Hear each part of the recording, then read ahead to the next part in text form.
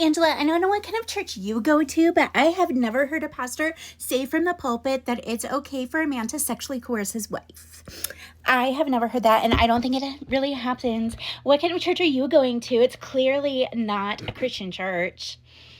Trigger warning for this video. If you've ever been spiritually abused or sexually coerced, this might not be the video for you, because I'm about to give you video evidence of a pastor encouraging marital coercion from the pulpit.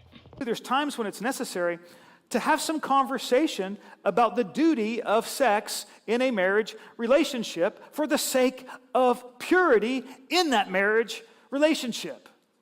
Because sometimes, even if you don't feel like it, it's appropriate to respond sexually to your marriage partner, to provide sexual experiences with your married partner, even when you don't feel like it, for the sake of purity in your marriage. There it is.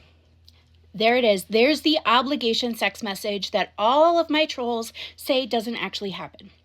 I am not my husband's external self-control valve. I am not the repository for his little swimmers. Okay, there was nothing in this sermon about mutual pleasure. There might have been one or two offhanded lip service comments about this is supposed to be mutually satisfying, but it's not really.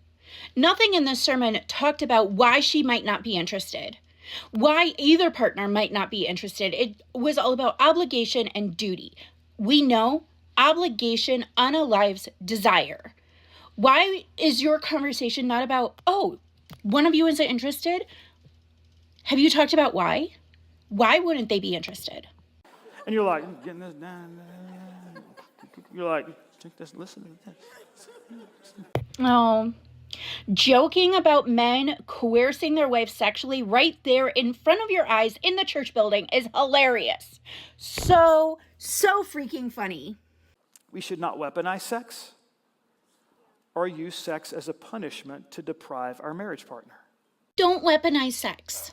Okay, what about the men who are weaponizing it against their wives because of your sermon? First of all, there's this narrative that women weaponize sex for doing chores. In the sermon, this is clearly directed at women weaponizing sex. Even though he doesn't use gendered language, there's never any discussion of a man weaponizing sex because his wife didn't take out the trash. But that's the sort of example this pastor gave. Okay, healthy women in safe marriages don't turn down good sex for no reason. So if she's not interested in having sex with him because he is not a full contributing member of the household, it's because she's not in a safe marriage. She's not weaponizing sex or using it as a punishment or a reward.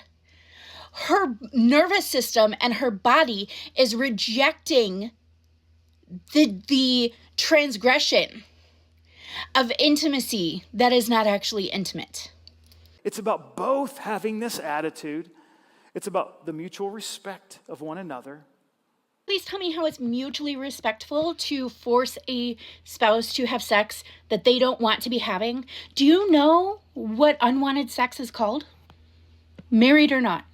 Do you know? There's times when it's necessary to have some conversation about the duty of sex in a marriage relationship.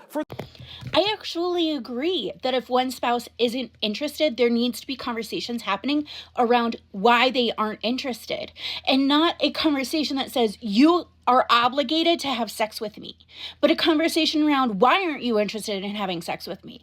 What is so broken in the marriage that the gift that we have been given to celebrate intimacy is unwanted? What is so broken? That requires emotional intelligence. That requires vulnerability that men want to bypass and just say, she's weaponizing sex against me. I just want to tell you, it's not meant to be demeaning. It's actually meant to be practiced with mutual respect.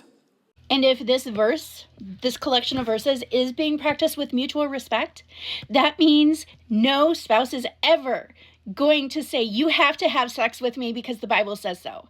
It means if it's truly mutual respect, it's going to be, oh my gosh, you're not in the mood? I'm so sorry. What's going on? How can I help? How can I be supportive? How can I love you like Christ? How can I exhibit the fruits of the Spirit, especially self-control? That's what respect looks like. This entire sermon makes me question what is happening in that poor man's wife's bedroom. I want to have a conversation with her. Is she okay? Probably not.